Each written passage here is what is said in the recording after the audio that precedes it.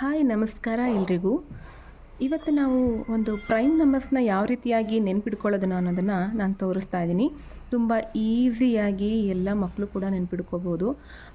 Especially Navodaya ಎಕ್ಸಾಮ್ನ ಮುಂದೆ ಬರೀಬೇಕಾಗಿರೋರು ಮತ್ತು high school ಹೋಗ್ತಾ ಇದ್ದೀರಾ, ಈಗ 7th 8thಲ್ಲೆಲ್ಲ ಇರ್ತೀರ, ಅವರಿಗೂ ಕೂಡ ಈ ಪ್ರೈಮ್ ನಂಬರ್ಸ್ ಎಷ್ಟಿದೆ, ಈಗ 0 to 10 ಎಷ್ಟಿದೆ ಅಂತ ನೆನಪಿರಲ್ಲ ಅಲ್ವಾ. ಸೊ ಈಗ ಮಧ್ಯೆ ಮಧ್ಯೆ ಕೇಳಿದಾಗಲೂ ಕೂಡ ಯಾವ ರೀತಿಯಾಗಿ ನಾವು ಫಾಸ್ಟಾಗಿ ಹೇಳ್ಬೋದು ಅನ್ನೋದನ್ನು ನಾನು ಇಲ್ಲಿ ತೋರಿಸ್ತೀನಿ. ಬೆಸ್ಟ್ ಟ್ರಿಕ್ಸು ಇದು ನೋಡಿ. ಇಲ್ಲಿ ನಾನು ಬರಿತಾ ಹೋಗ್ತೀನಿ. D 0 to 10, D D B B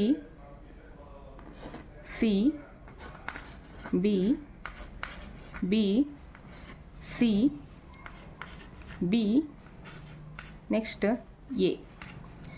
ಅಯ್ಯೋ ಇದೇನಿದು ಪ್ರೈಮ್ ನಂಬರ್ಸ್ ಅಂತ ಹೇಳಿಬಿಟ್ಟು ಈ ರೀತಿ ಎಲ್ಲ ಹೇಳ್ತಿದ್ದಾರಲ್ಲ ಅಂತ ಅಂದ್ಕೋಬೇಡಿ. ತುಂಬ ಈಸಿ ಟ್ರಿಕ್ಸ್ ಇದು. ನಾವಿಲ್ಲಿ ಆಲ್ರೆಡಿ ನೀವು ಅಬ್ಸರ್ವ್ ಮಾಡ್ತಾ ಹೋಗ್ಬೋದು. ಡಿ ಡಿ ಬಿ ಸಿ, ಇಲ್ಲಿ ಎ ಇದೆ ಅಲ್ವಾ. ಸೊ ಆಲ್ಫಾಬೆಟಿಕಲ್ ಲೆಟರ್ಸ್ ಪ್ರಕಾರ A B C D. A ಅನ್ನೋದು ಫಸ್ಟ್ ಲೆಟರ್ ಆಗಿರುತ್ತೆ ಅಲ್ವಾ, ಒಪ್ಕೊಳ್ತೀರಾ.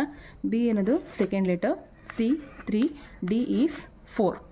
ಓಕೆ, ನೀವಿಲ್ಲಿ ಹಾಕಿದಾಗ 0 to 10 ಒಳಗಡೆ, 0ಇಂದ 10 ಒಳಗಡೆ ಎ ಅಂತಂದರೆ 1 ಅಂತ, ಡಿ ಅಂದರೆ ಇಲ್ಲಿ 4 ಅಂತ. ಹಾಗಾದರೆ 0ಇಂದ 10 ಒಳಗಡೆ ಎಷ್ಟು ನಮಗೆ ಪ್ರೈಮ್ ನಂಬರ್ ಸಿಗ್ತವೆ?